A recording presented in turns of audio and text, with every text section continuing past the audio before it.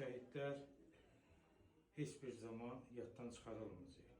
İstəyir 1-ci Qarabağ müharibəsi, istəyir 2-ci Qarabağ müharibəsi və qazilərimizə Allah şəfa etsin, veteranlarımıza da.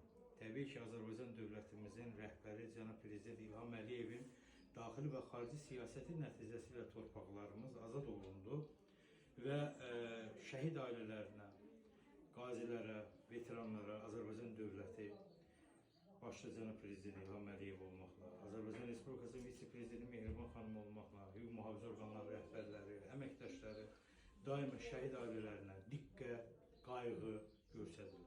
Biz vətəndaşlar da vətəndaş borcumuzu yerinə yetiririk.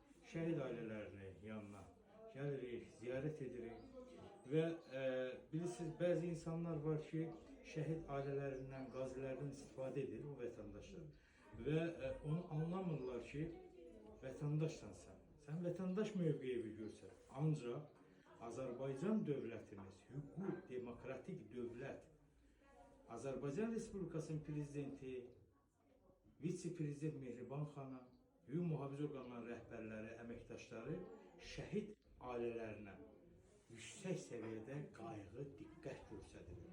1-ci Qarabağ müharibəsi də olsun, 2-ci Qarabağ müharibəsində veteranlarına, qazilərinə köməklik göstərilir.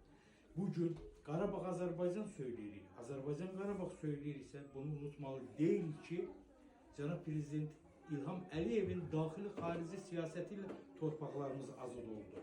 Bugün Azərbaycan söyləyirik.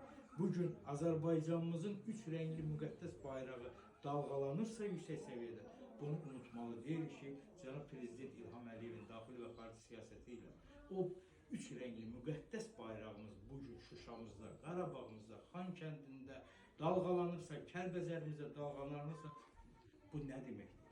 Mənim dahi Ulu Öndər Heydər Əliyevimin ruhu şaddır ki, bugün Şuşamız azad olunur. Allah şəhid sənə rəhmət etsin, sən hüququ dövlətdə vətəndaş olaraq vətən uğrunda, torpaq uğrunda şəhid oldun. Allah rəhmət etsin.